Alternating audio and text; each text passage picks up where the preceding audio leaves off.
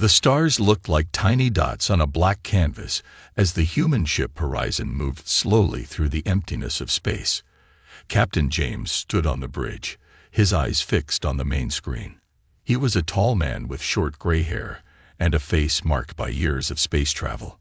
"Captain, I'm picking up something strange," said Officer Ryan, who was in charge of the ship's scanners. His fingers moved quickly across the glowing panel in front of him. "What is it?" James asked, walking over to Ryan's station.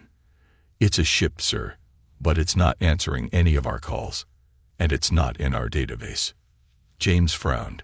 They were far from any known space routes. Finding another ship here was unusual. "Show me."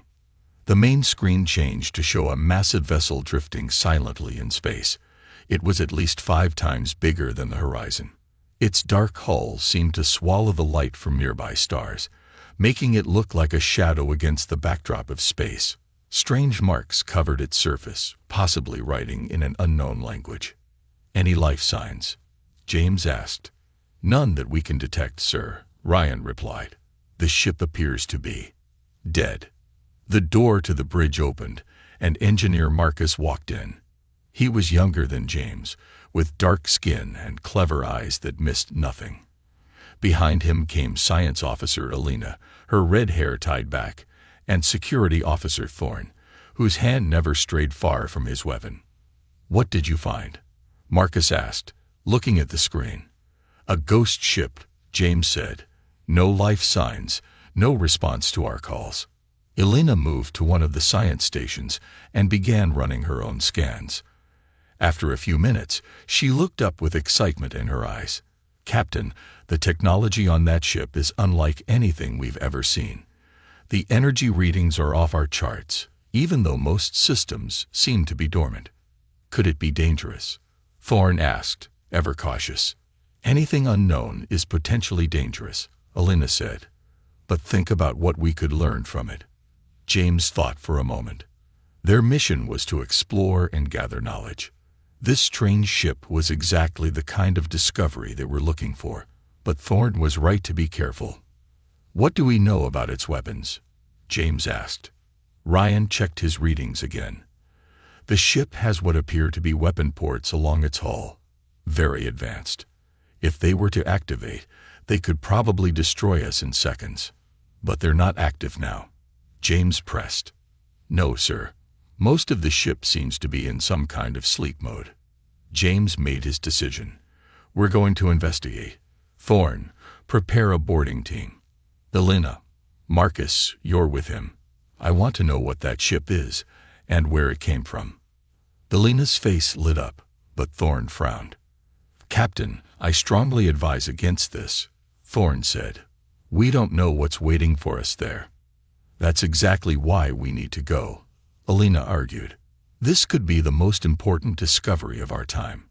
"I agree with Elena," Marcus added. "As long as we're careful, the potential knowledge we could gain is worth the risk." James nodded. "Prepare your team, Thorne. Take all necessary precautions. I want constant communication. At the first sign of danger, you return immediately." 30 minutes later, the small boarding shuttle left the Horizon and approached the mysterious ship. Inside the shuttle, Thorne checked his weapon one last time, while Elena could barely contain her excitement. Marcus sat quietly, his mind already working on the engineering problems they might face. "Look at the size of it," Elena whispered as they got closer. The alien ship loomed before them, massive and silent like a mountain floating in space.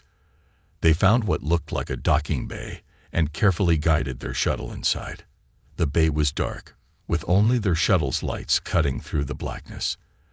As they landed, the team put on their spacesuits. "Atmosphere check," Thorne asked.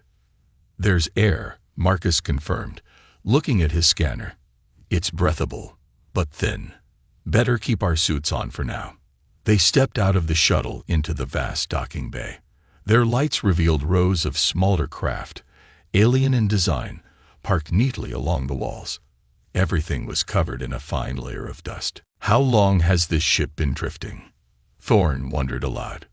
"Years, maybe centuries," Elena replied, running her hand along one of the alien craft. These ships look like they were built for speed. Maybe fighters. This whole place feels like a warship, Thorne said, his voice tense. Look at the design. Efficient. Nothing wasted. Built for a purpose. They made their way out of the docking bay into a long corridor. Strange symbols covered the walls, glowing faintly with a blue light. Can you read any of this? James asked over their communication link. Not yet, Elena replied. But the symbols seem to be reacting to our presence. They're getting brighter. As they moved deeper into the ship, they found more evidence of its military nature. Rooms filled with what looked like weapon storage, areas that could only be firing ranges for training. But strangely, they found no crew quarters, no command center. Where is everyone? Marcus asked. A ship this size would need hundreds of crew members. Maybe they abandoned it, Thorne suggested. They reached a massive door at the end of a corridor.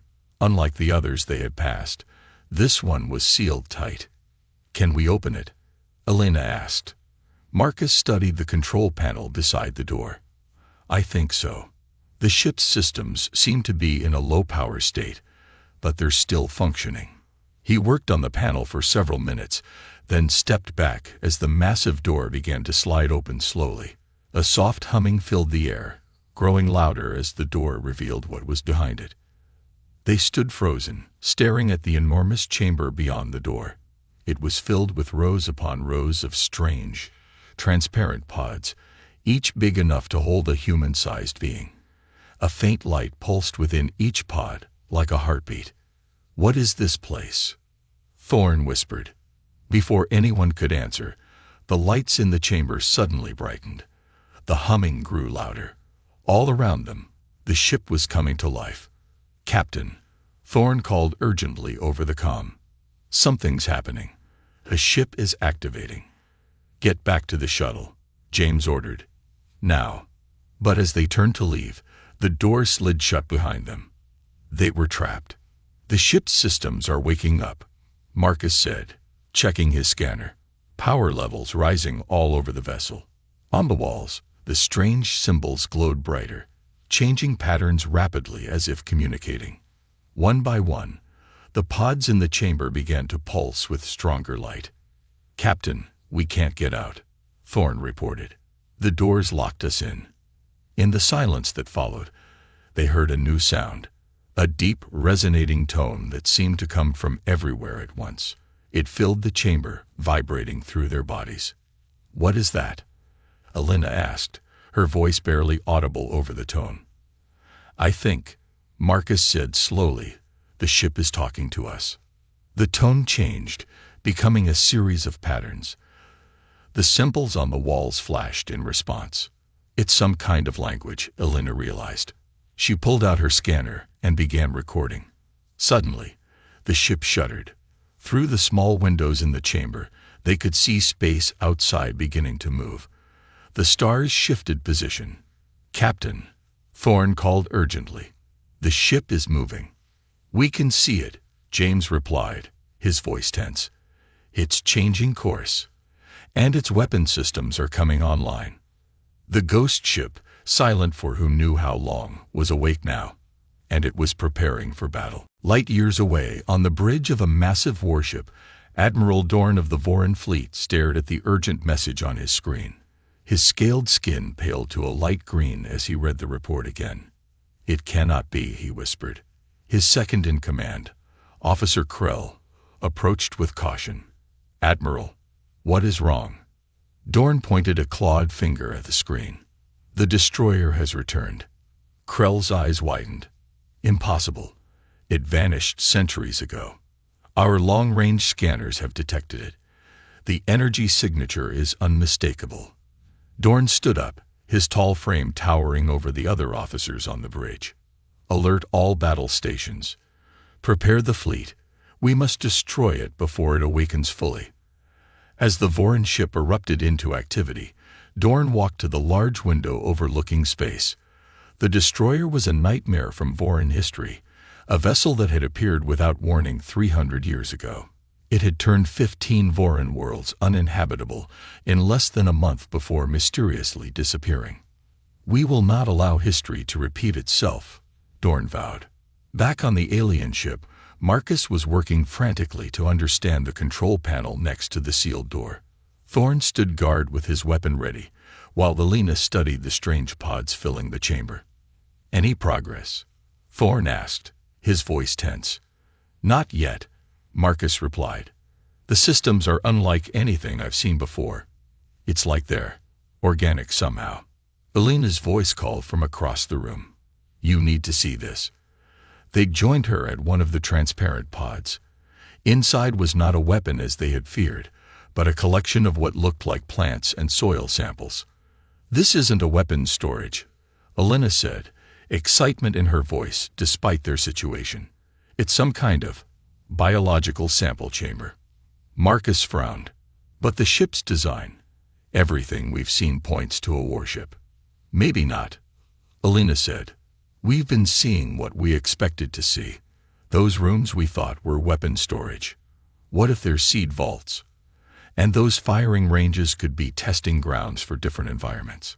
Captain James's voice came through their comms. "Whatever it is, you need to find a way out now.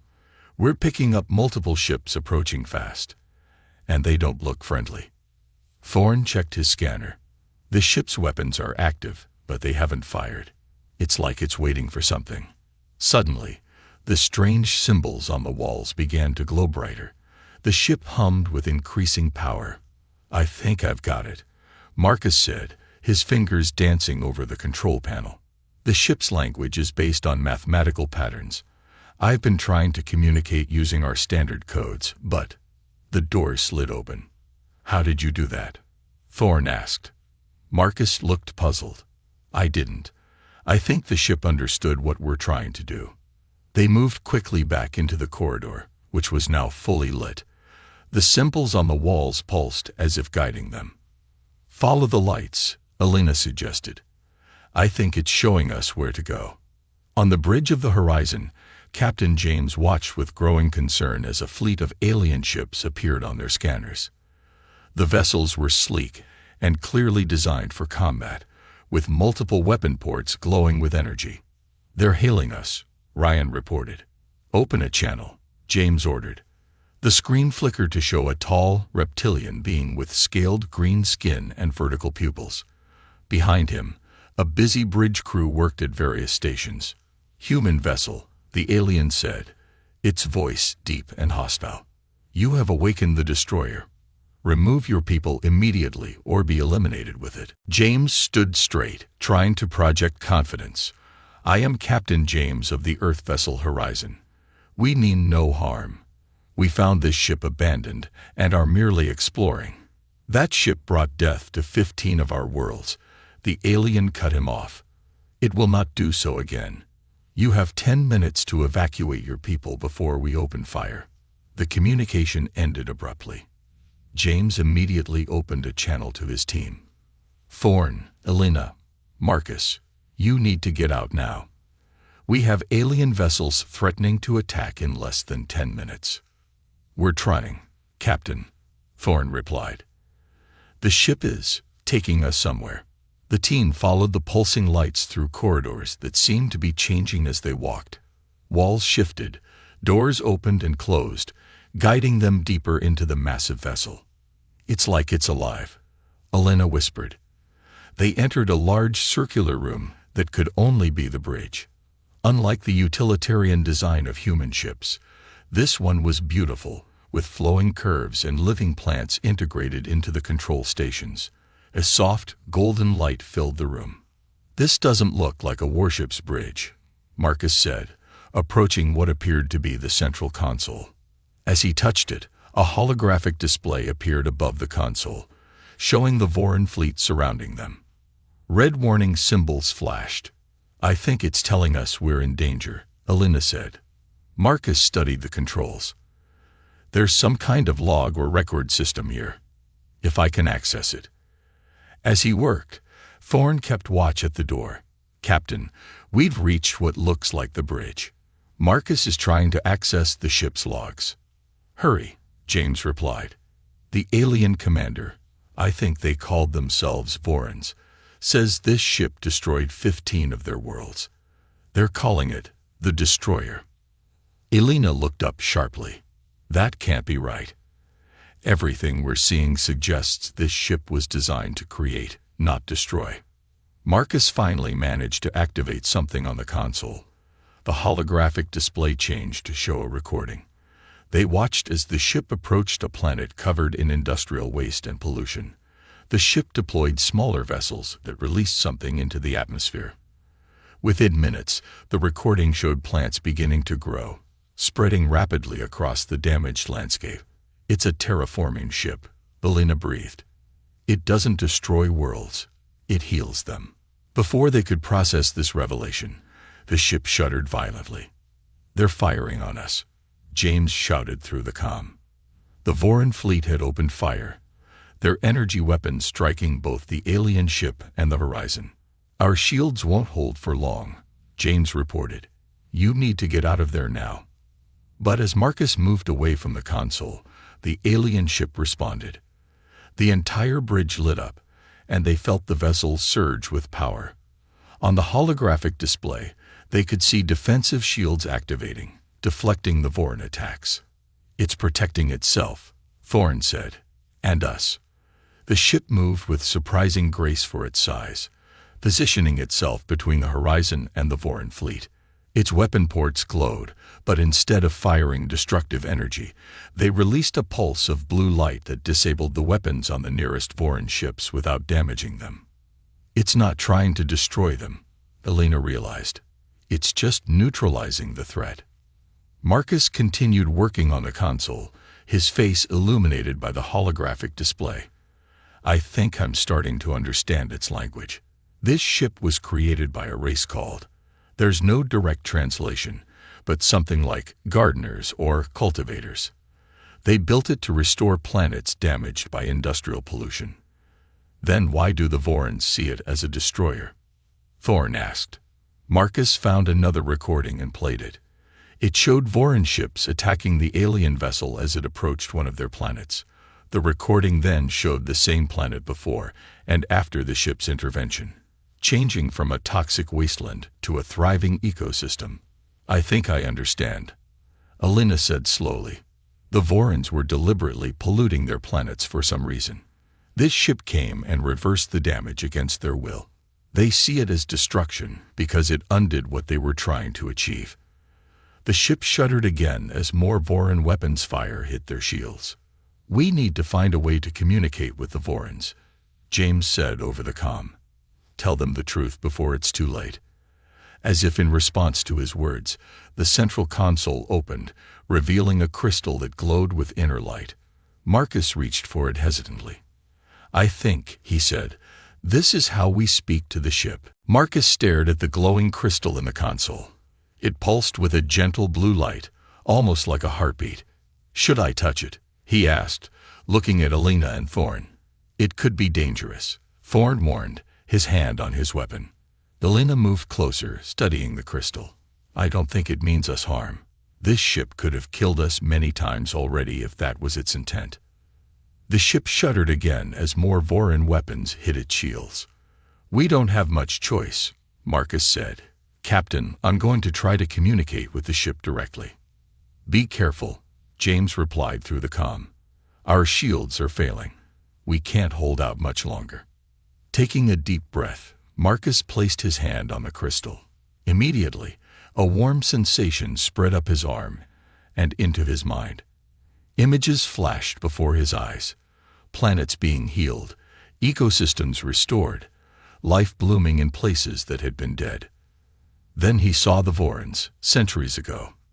They were mining their planets for rare minerals, leaving toxic wastelands behind. The ship, which called itself the Garden of Dawn, had been sent to repair this damage. The Vorons had fought back, calling the ship a destroyer of their industry. Marcus pulled his hand away, gasping. I saw its memories. The ship, it's called the Garden of Dawn. It was built to heal planets, not destroy them. Did it show you how to communicate with the Vorons? Thorne asked urgently. I think so, Marcus said, turning back to the console. "It wants to establish a direct link to their ships." Working quickly, Marcus used the knowledge the ship had shared with him. The holographic display changed, showing Admiral Dorn's face. "Voran vessel," Marcus began. "Please cease fire. This ship is not what you think it is." Dorn's scaled face showed surprise, then anger. "Humans, you dare to control the destroyer." "We don't control it." Elena stepped forward. "We just understand what it truly is. This isn't a weapon of destruction. It's a terraforming vessel designed to heal damaged planets." "Lies," Dorn hissed. "Our history records the devastation it brought to 15 Voran worlds." "Those records are wrong," Marcus said firmly. "Or they were changed. We've seen the ship's own memories. It came to restore your planets after they were damaged by mining operations." The Admiral's eyes narrowed. "The old mining operations. That was before my time. But our records are clear." A younger Voran officer appeared beside Dorn, whispering urgently in his ear. The Admiral's expression changed.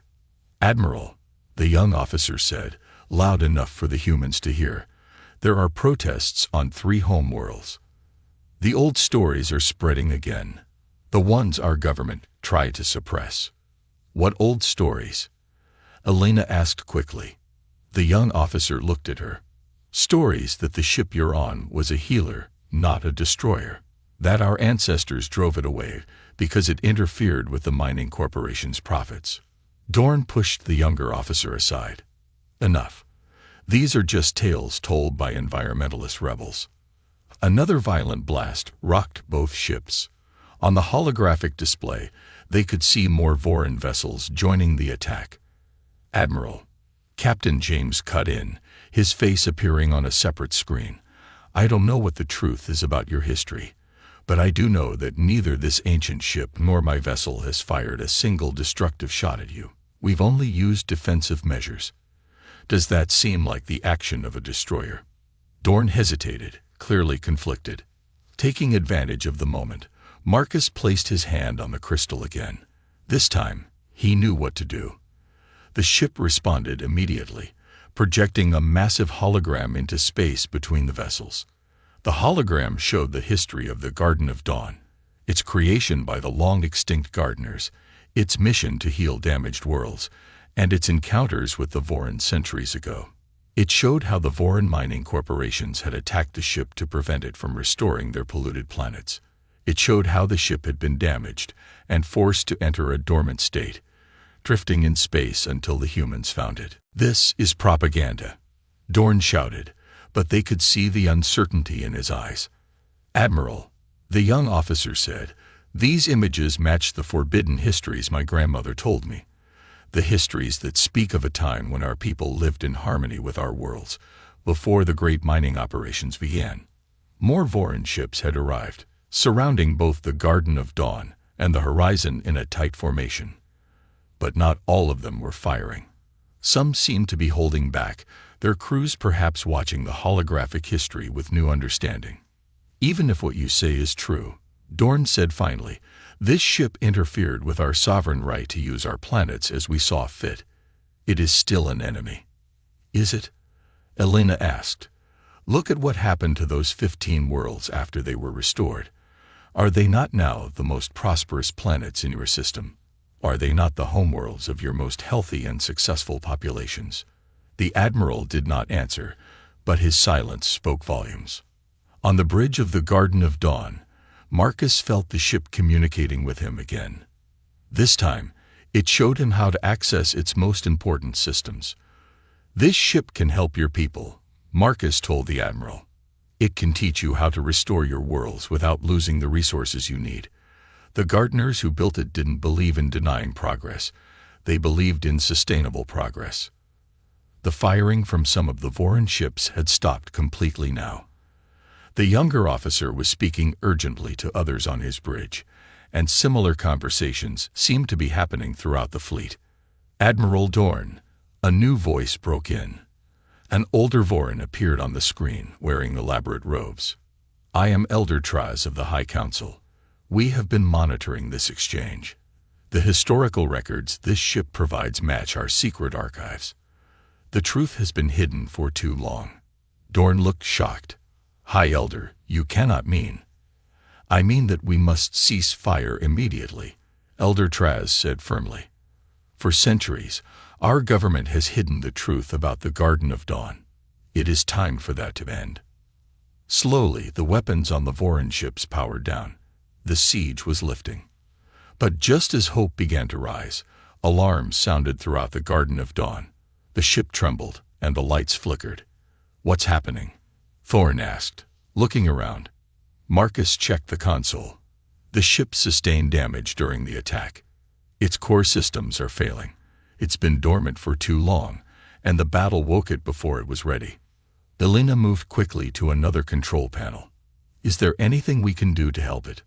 I don't know, Marcus said. Its systems are incredibly complex. The crystal in the console was pulsing more weakly now, its light fading. It's dying, Elena whispered. Outside, the first rays of a nearby star began to touch the hull of the ancient vessel. The ship had drifted into the light of dawn. And as the light grew stronger, something unexpected began to happen. As the first light of dawn touched the ancient ship, its hull began to change.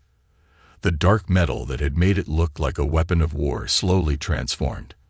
Where there had been sharp angles, there were now gentle curves. Sections that had appeared to be weapon ports opened like flower petals, revealing crystal panels that caught the starlight and broke it into beautiful colors. Look, Elena gasped, pointing at the holographic display that showed the ship's exterior. The Garden of Dawn was living up to its name. In the light of the nearby star, it was revealing its true form, not a warship, but a vessel of life and beauty. It's absorbing the starlight, Marcus said, checking the readings on the console. The ship is solar-powered. That's why it was dormant for so long in the darkness of deep space. A crystal in the console pulsed stronger now, its blue light becoming golden as it filled with energy. The ship's trembling stopped, and the alarms fell silent. On the bridge of his flagship, Admiral Dorn watched in amazement as the feared destroyer transformed before his eyes. This is impossible, he whispered. But Elder Traz nodded slowly. It is as the old story said. The ship of dawn changes with the light. Inside the Garden of Dawn, Marcus placed his hand on the crystal again. This time, the connection was stronger, clearer. The ship's history flowed into his mind in greater detail. I can see it all now, he told Elena and Thorin. The gardeners built this ship to travel the galaxy, healing worlds damaged by war or industrial pollution. They visited thousands of planets over centuries. What happened to them? Elena asked. The gardeners, I mean. Marcus's face grew sad as the ship shared more of its memories. They died out. A plague swept through their homeworld and colonies. The few who survived uploaded their knowledge into ships like this one, and sent them out to continue their work. So this ship has been alone, carrying on its mission without its creators. Thorin asked, his usual caution softened by sympathy. Yes, Marcus said, for over 1,000 years. Captain James's voice came through their comms. The Voran fleet is standing down. Most of their ships are retreating to a safe distance, but they're no longer in attack formation. Captain, Elena said, you won't believe what's happening here. The ship is transforming in the sunlight. It's beautiful. I can see it on our scanners, James replied. The energy readings have changed completely. As they spoke, new sections of the ship began to open. Walls slid away to reveal vast chambers, filled with plants and trees, self-contained ecosystems that had been hidden beneath the warlike exterior. Follow me, Marcus said, feeling the ship's guidance through the crystal. It wants to show us something. They left the bridge, following corridors that were now lined with living plants growing from what had seemed like solid metal walls. Light streamed in through newly revealed windows. The air was fresher, filled with the scent of growing things.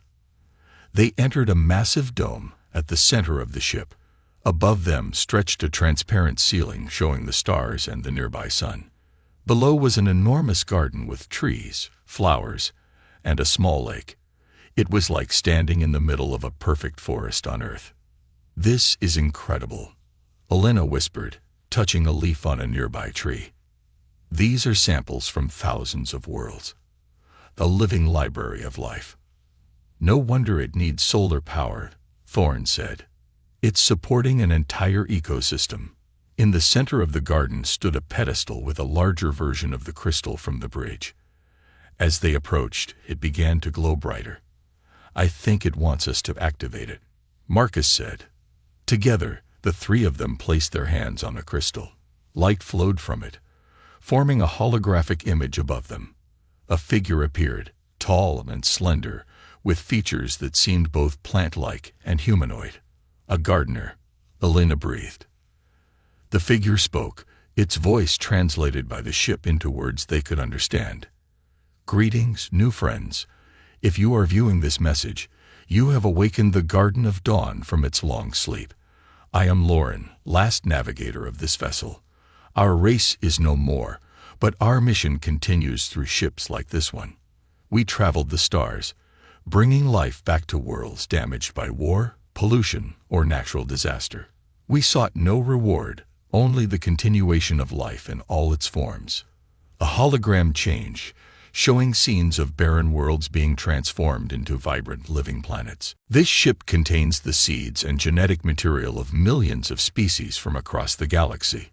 It can analyze any damaged ecosystem and provide the exact balance of life forms needed to restore it. It is not a destroyer, but a healer, though sometimes healing requires the removal of that which causes harm."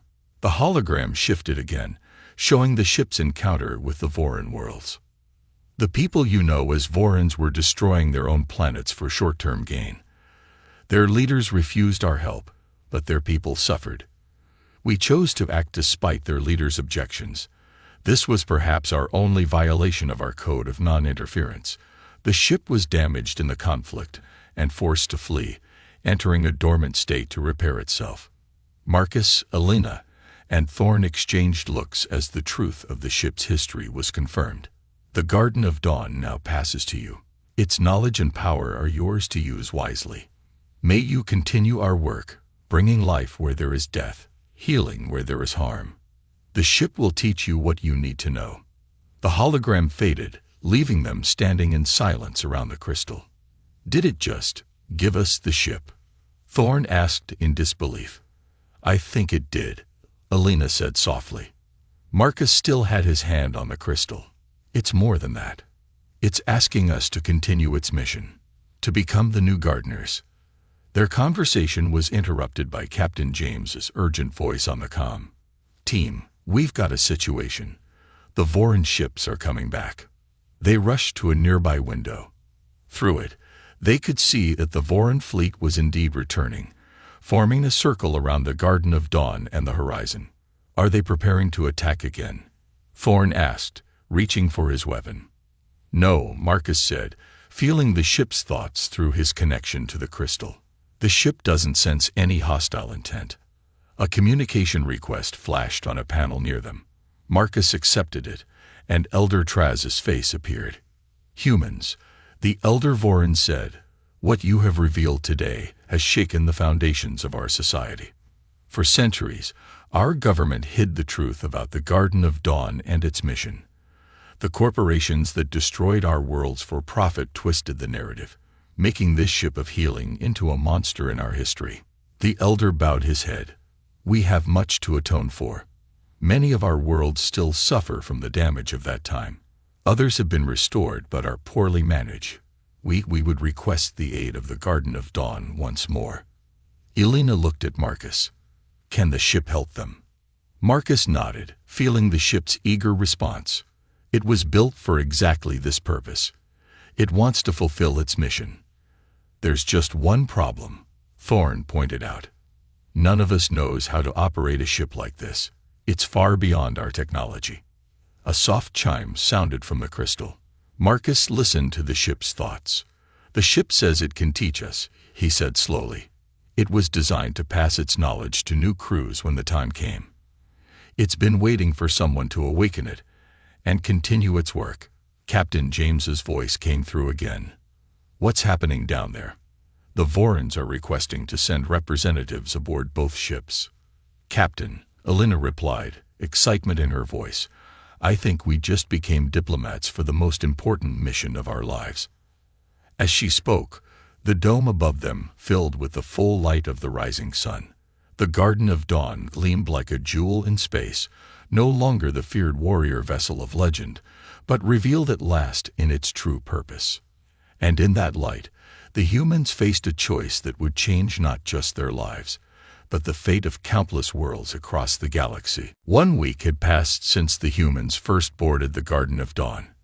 The ancient vessel now orbited a small Voron colony world called Trasfor, named after the elder who had helped reveal the truth. Captain James stood on the observation deck of the ship, watching a small shuttlecraft move between the Garden of Dawn and the planet below.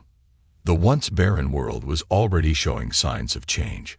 Green patches had begun to appear on its surface, where the ship's healing technology had been deployed. It's happening even faster than we expected, Elena said, joining him at the window. The ship says the full restoration will take less than a year. James nodded, still amazed by what they have discovered. Have you heard from Marcus? He's still in the knowledge chamber, Elena replied. The ship is teaching him about the advanced healing systems. He says it's like learning 1,000 years of science in days. Thorn entered the observation deck, accompanied by 2 Voron officers. Unlike their first meeting, the aliens now showed no fear or hostility toward the humans. Captain, Thorn said, the Voron High Council has sent their official request. James turned to face them. Let me guess. They want us to restore more of their worlds.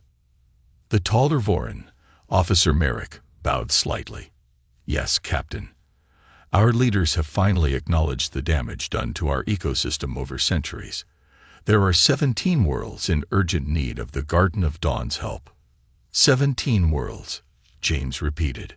That would take years. We understand this is a significant commitment, the second Voron said. But your discovery of this ship has changed everything for our people. For centuries, we were taught that technology and progress meant taking from our planets. Now we see there is another way. James looked out at the stars. What had begun as a simple exploration mission had turned into something much more important. His superiors back on Earth had been stunned by his reports. They had given him extraordinary authority to negotiate with the Vorons and use the Garden of Dawn as he saw fit. What do you think? He asked Elena and Thorn. The ship wants to do this, Elena said simply. It's what it was built for. Thorn nodded. And honestly, sir, I can't think of a more important mission than bringing life back to dead worlds. James made his decision. Tell your council we accept, but we'll need help. We need Voron scientists and crew members to join us. This ship was meant to be a place where different species work together. The Vorons agreed eagerly and left to communicate the news to their leaders. I never imagined our mission would end up like this, James said when they were alone again. End. Elena laughed. Captain, I think it's just beginning. Deep in the heart of the Garden of Dawn, Marcus sat in the knowledge chamber. The walls around him were covered with living displays showing the intricate details of countless ecosystems. The central crystal pulsed with light as it transferred information directly into his mind. He had been here for days, learning from the ship. The knowledge was vast: how to analyze damaged environments, how to select the right combination of plants and animals to restore balance, how to use the ship's technology to speed up natural processes that would normally take centuries. But today, the ship was showing him something different. It was showing him other vessels like the Garden of Dawn, dozens of them, sent out by the gardeners before their extinction, each carrying the same mission to different parts of the galaxy. There are more ships out there, Marcus asked aloud, knowing the ship could understand him. The crystal pulsed in confirmation. Images showed other healing ships, some active, some dormant, scattered across the stars. Can we find them? Wake them. Again, the crystal pulsed. A star map appeared, showing the last known locations of the other vessels. Marcus understood what the ship was suggesting. The Garden of Dawn had found new caretakers in the humans and Vorons. Perhaps its sister ships could also be awakened, creating a fleet of healing vessels that could restore life throughout the galaxy. He stood up, excited to share this discovery with the others. On the bridge of the Garden of Dawn, a small ceremony was taking place. Representatives from both the human crew and the Voron fleet had gathered to officially mark the beginning of their joint mission. Captain James stood next to Elder Traz, facing the assembled crew. The bridge had transformed since they first discovered it. What had once seemed cold and mechanical was now alive with plants growing along the walls and ceiling. Light streamed in through crystal panels, and the air was fresh and sweet. "Today marks a new beginning," James said. "For too long, our species have seen progress as something that comes at the cost of our worlds. The Garden of Dawn teaches us a different path, one where technology and nature work together in harmony." Elder Traz stepped forward. "For centuries, my people feared this ship, calling it the Destroyer. We were wrong. It came not to destroy, but to heal. Not to take, but to give." He bowed deeply to the ship itself. "We ask forgiveness for our blindness, and pledge to walk the path of balance from this day forward." As if in response, the crystal at the center of the bridge glowed brightly. The holographic figure of Lauren, the last gardener, appeared once more. "Your words are accepted," the ancient recording said. The cycle continues. New gardeners arise. Though it was just a recording, the message seemed perfectly timed, as if the ship had been waiting for this moment. Marcus burst onto the bridge, his face flushed with excitement. "Captain, Elder, the ship has shown me something incredible. There are other vessels like this one out there, waiting to be found." A murmur of amazement spread through the gathered crew. "A fleet of healing ships," Elena whispered. "Imagine what we could accomplish." James looked at Elder Traz, who nodded in understanding. Their mission had just grown much larger. "First, we restore the Voron worlds as promised," James said. "Then, we search for the other ships." As he spoke, the Garden of Dawn began to move, turning gracefully toward the damaged planet below. Its outer hull, now fully transformed in the light, gleamed with colors that seemed to shift and change like a living thing. Sections opened like blossoming flowers, preparing to release the seeds and organisms that would bring life back to the barren world. On the surface below, Voron colonists gathered outside their domed habitats to watch. Many had brought their children to witness the historic moment. They pointed up at the sky where the Garden of Dawn shone like a new star. "Look," a Voron parent told a child. "That is not a warrior ship as our old stories claimed. It is a healer, a maker of worlds." "Will our planet be green again?" the child asked. "Yes," the parent replied. "The dawn is breaking on a new age for our people." Above them, the ship that had been feared as a destroyer for centuries began its work of creation. Light streamed from its open sections, carrying the seeds of life down to the waiting world. And standing on the bridge, humans and Vorons together watched as the first new forests began to grow on the planet below, spreading like a green wave across the land that had been dead for generations. The Garden of Dawn had found its purpose once more, and with it, both species had found a new path forward, not as conquerors of worlds, but as their caretakers and healers. The dawn had truly broken on a new age for all.